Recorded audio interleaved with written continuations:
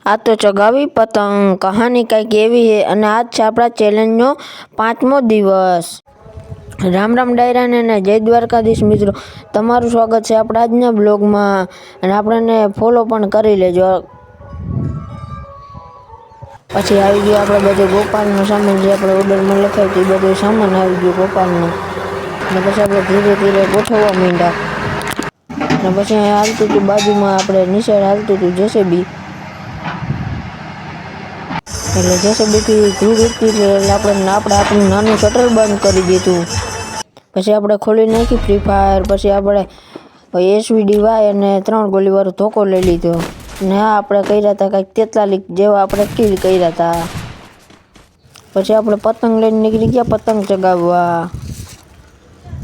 હવે મળીએ નવા બ્લોગમાં, ત્યાં સુધી જય દ્વારકાધીશ, જય શ્રી રામ। અને આપણા ચેનલમાં કે આપણા પેજમાં ન હોય તો ફોલો કરી નાખજો।